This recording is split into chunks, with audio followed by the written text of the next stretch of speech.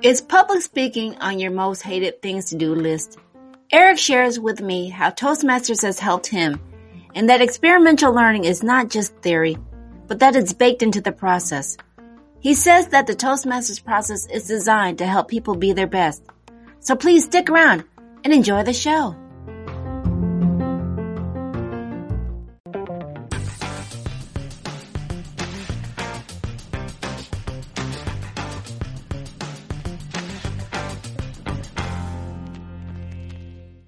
Hello, friends, and welcome to another episode of Coffee with Tea. I'm your host, Tonia, and I'm excited today because I get to reconnect with one of my former president of Toastmasters of the club I was in, standing room only. So let me give you a shout out because they really helped me to be able to do what I do now. So without further ado, I'd like to introduce Mr. Eric Hansen, who was the president of the standing room only when I attended. So thank you for coming back and joining us, Mr. Eric. Thank you for having me, Tonia. It's a pleasure to see you again. Well, I've seen you before just recently. It's a pleasure to talk to you about Toastmasters. Thank you for inviting me. Oh, thank you. Thank you. Like I said, Toastmasters helped me significantly be able to get out of my comfort zone of being able to speak. So if it wasn't for Toastmasters, this podcast and this video probably would not be existing. So, and you were an integral part of that because you got us up out of our comfort seat and really basically told us when we were there that this was the time to get up and make our presence known and not be afraid to make mistakes. So how did that come about? Because I know you were in Toastmasters for a number of years. So right. How did that really come about for you? Well, the first thing that it came about for me because I had the same issues that anybody else did. I didn't like talking in public. I would clam up. I would stutter. I would go, all the time or have some sort of filler words. So I knew from experience, my own experience, how Toastmasters helped me and what it did for me and how when you talked about having the confidence to get up in a place where it was safe, that you didn't, that you learned and you didn't get criticized, and you didn't have to feel bad. That is really one of the keys for me of Toastmasters. It's a safe place to experiment in all kinds of ways, with planned speeches, with off the top of your head speeches, with talking to different kinds of people. So that's how, for me, I was able to take my experience and let the members know it will work for you too if you do the work. Right. And I remember you were one of those speakers that I would hate to say would be assigned to my critiques, and I'm like, oh, he's so seasoned on his speeches, and I'm like, but you used to tell us, get up, make the mistakes, this is the place to do it. So Thank you for allowing that. So when new members are coming, what's some of the things that you think they're missing out if they don't really take advantage of being able to come out there and meet?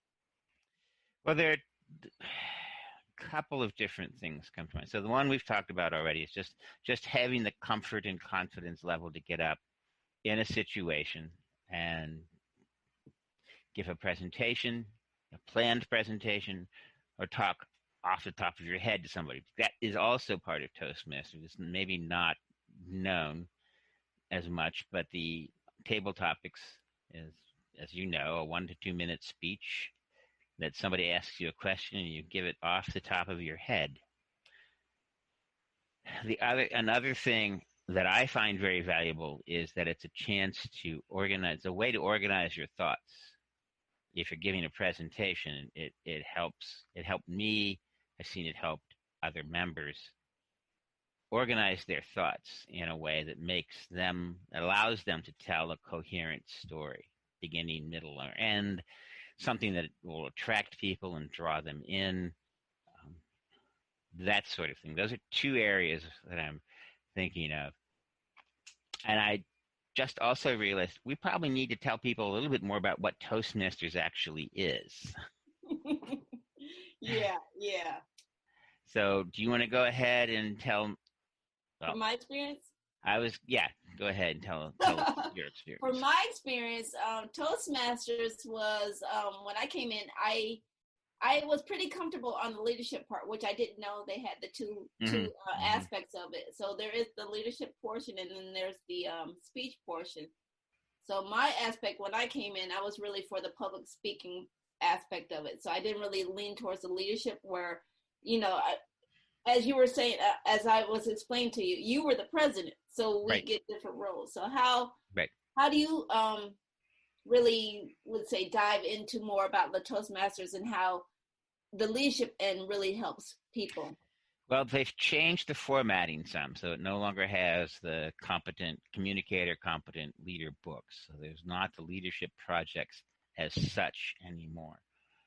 But part of the learning path has leadership speaking things in it. So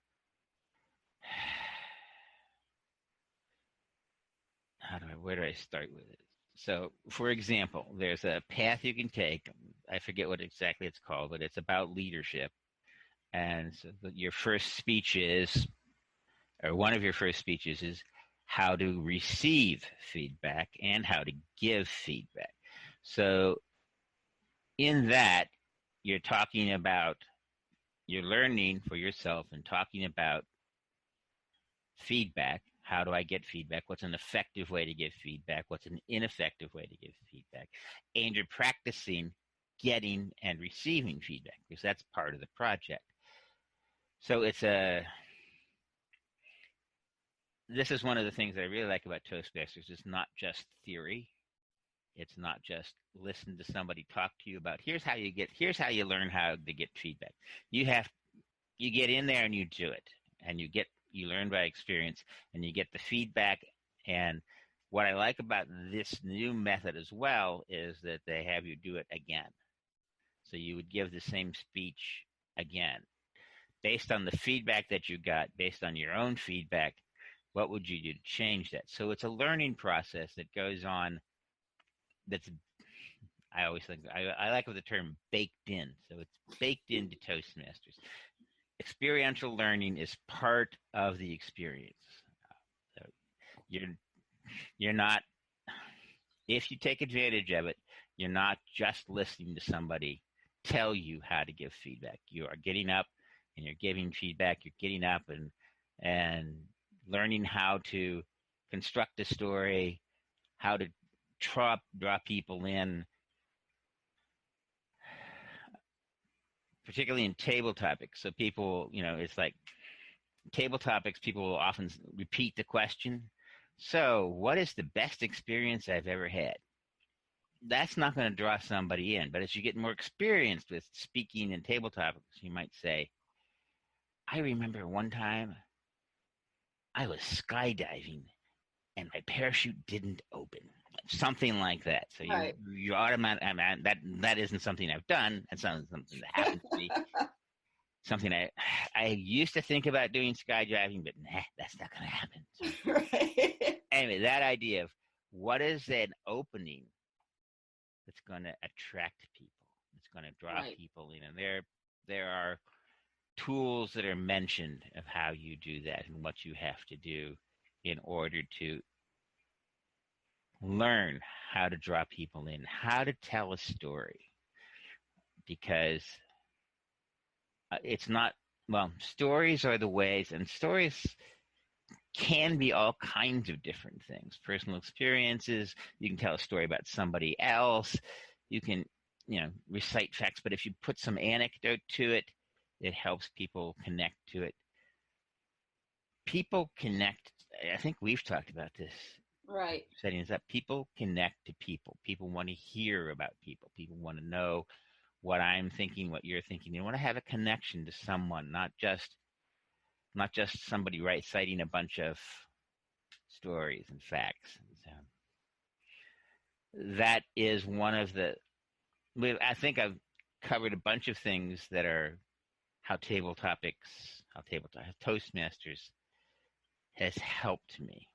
Right. Right. And for those who don't know about table topics, it's like you said, Eric mentioned, it's 1 to 2. You don't know exactly what's going to be I hate to use this phrase thrown at you, but that's basically what it is. They throw it out there. And some people will volunteer to answer the question. And if you don't raise your hand, they will pick you out to do it. And Yeah. you basically have, like I said, 1 to 2 minutes to respond. And so it helps you start thinking on your feet a little bit more. Process some of the ideas. You can, like I said, the way you introduce the question or rephrase Mm-hmm. the question, Mm-hmm. you're processing it in through your head. So Right. that's really a great feature of Toastmasters that's really beneficial. I think another thing, the critique part, like I said, the feedback is really Right.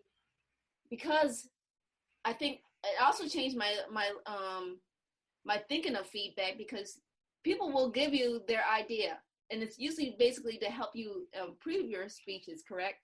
That is the purpose of feedback in Toastmasters. Yes. But at the same time, I remember having one person said when they critiqued me was, it's just feedback. This is advice you can use or not. So it's not like you have to use it, but you got a group of people who are dedicated to listen to your speech and give you critical feedback. So right, give you constructive feedback. That's so it's not to tear you down. No. That is not part of the process. The part of the process is actually to build you up. At least that's right. It's to give you confidence. The idea of I'm getting constructive feedback. Nobody's here to beat me up. Everybody's here supporting me. This happens as I've seen in other places. Your audience generally, almost always, perhaps in a few instances doesn't, but they will almost always want you to succeed. They're rooting for you. So one of the issues that Toastmasters helps with, and in the feedback as well, is, and on the, people don't know when you've made mistakes. And often they don't know, and they don't care, and they're not interested in the mistakes. They'll focus on the things that are positive. So one of the other things about public speaking, particularly with Toastmasters, they don't want you to use notes if at all possible, is that it allows you to start thinking on your feet, even in a prepared speech.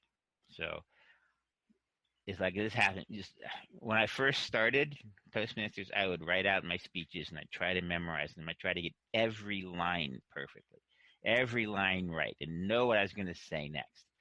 And it never really worked. I usually forgot something. Right. And I would go, well, I was trying to think of what I forgot. So I'm not perfect at it, but I got better at it. The idea of, I forgot something. I know I forgot something. Can I just leave it out, or can I put it in some other place? And this is going on while I'm talking. I'm not stopping to think about that. So that's part of the practice is, I could put it in here. Nobody's going to know. It was supposed to be up here, but I can put it in here instead, and it still works. And another thing that when you asked about leadership, one of the things I forgot about was, yes, you get to be in different roles, both in the meetings and for the club as a whole. And those are also leadership learning opportunities. When you are, when you're president, you're leading the whole club. If you are VP, vice president of public relations, you are in charge of public relations. You're in charge of getting the word out. You're in charge of doing that. So that is another leadership possibility there of you doing the work. The other thing, in larger clubs, ours is pretty small, as you know, you can often recruit team members to help you with your public relations. So that's another aspect of leadership. And you're learning all the time that leadership isn't just making decisions. It's helping people be their best. And so that's also, quote unquote, baked into Toastmasters. The goal is to help people be their best. Those are a couple of different things, and I'll probably return to that idea that the Toastmasters process is designed to help people be their best, and that's one of the reasons I've been in it for 11 years now. Right. There's another aspect we were talking about prior to this recording is the aspect of networking. Yes. We were talking about how you can actually network and meet with a bunch of people on different levels. So how beneficial have you found that overall with the 11 years that you've been with Toastmasters? So is that I'm hearing a beep. Is that you or me? I think that's you.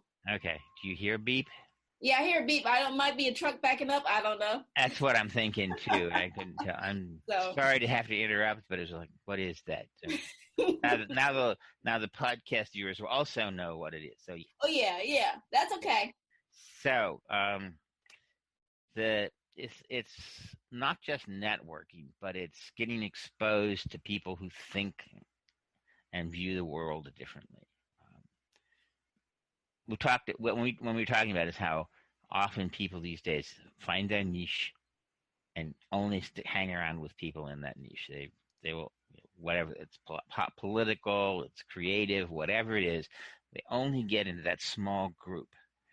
With Toastmasters, there's a wide range of people who show up, and so not only are you interacting with them socially a little bit. We don't do a lot of socializing, but there are some meetings where that's the whole goal is socializing. And there's always some chance before and after the meeting to do a little socializing. But everybody's giving a speech at some point, and you're learning something about their point of view that is going to be different from my point of view or your point of view. And it's an opportunity to connect in your head intellectually and also a little bit emotionally with people who don't share the same worldview that you do. And I know I struggle with only hanging around people that I know, people that are like me, and I see it, we see it everywhere. And so I like the idea that Toastmasters offers that opportunity. Standing room only at one time was one of the most diverse clubs you could think of because there was a woman from Australia, a couple of women from Africa. I don't recall that we had any Asians, but it was like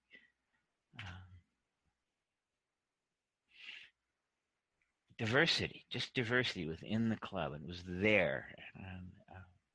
We've lost that a little bit. I think some because of the COVID now. It's harder for people to want to come out. So we have a group that meets online every other week. But I miss that idea that we had a wide range of cultures and personalities and beliefs as part of the club. And I would like to I hope we can get back to that. And I think that's also one of the things that happens in a lot of clubs. There's a lot of diversity of points of view and cultures. Yeah, I did enjoy that because there were a few folks that I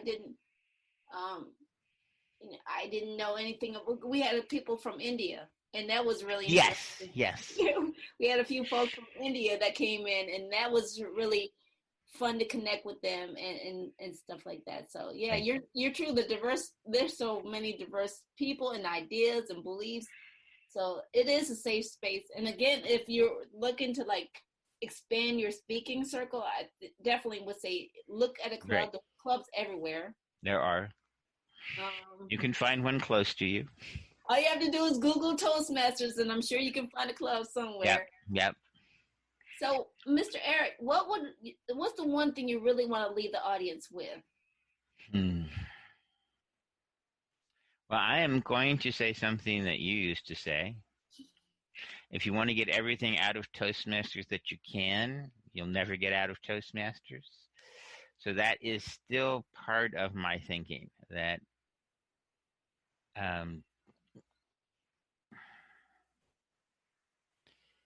you can always get better. I can always improve. People can always improve. So there is that aspect of it. The thing we've talked about, the other thing I want to leave people with is, well, I want to leave people with the idea that Toastmasters is a safe place to get better, to improve. Mm-hmm. And Toastmasters is a safe place to meet other people who don't have the same point of view as you do. I guess it comes down to, I think of Toastmasters as a safe place. You know, it's a place, it's safe. And our club, I know some clubs are much more rigid than ours, but we always had fun. Mm-hmm. And I would always come out of any meeting more energized than when I went into it. That it was I just came out of it more energized. Yeah, that's for sure. So, Mr. Eric, where can people find more information about standing room only if they want to join up or anything like that? You can start with Toastmasters itself. It's Toastmasters International. And I don't have the link right off the top of my head, but if you Google Toastmasters International, you'll get that. And then you can put in there, search for clubs near me, and you'll find any clubs that are near you. For standing room only, you would Google standing room only and probably put in Toastmasters, because I think there's some other things that are called standing room only. But we do have a website. It shows you our meeting information, where we meet, which is on Firehouse and Route 4. Well, we used to. They're not open now, and so even if we wanted to meet live, we wouldn't have a place to go. We do it by Zoom now. So standing room only. There's no unusual spelling to it, just one word. I think .com will get you our website, and from there you just explore the website. There's a link that says directions. There's a link that says about us, and the front page has our meeting dates and all of those sorts of things on it. So there's the website, and we also have a Facebook group. And again, go to Facebook and do standing room only, and you'll get our group. I think it's our group page. Okay. And again, I want to thank you for coming on. It's been a pleasure and sharing your wisdom on Toastmasters. We'd love to have our conversation again on something else that you'd like to talk about. That would be fine. This was a very quick 20 minutes, Tonia. Yes, it is. I tell you, it's amazing how fast it is. It went by really well, really fast. It was a pleasure to talk to you. It's a pleasure to talk to you as well, sir. Look forward to talking again some point. Oh, yes. And I want to remind everyone for tuning in, feedback is always welcome. Email us if you have any guest or show ideas. Links will always be posted in the comments. What you can do is like, share, and subscribe. And again, I want to thank Mr. Eric for being here and sharing your wisdom. Thank you for having me, Tonia. And I want to close out. Remember, take things in stride, go with the flow, create your own path, and thank you for tuning into this episode. We'll see you back here again next time. All right, bye-bye. Bye. Share with us. What was one of your takeaways from today's show? Post your answers in the comments.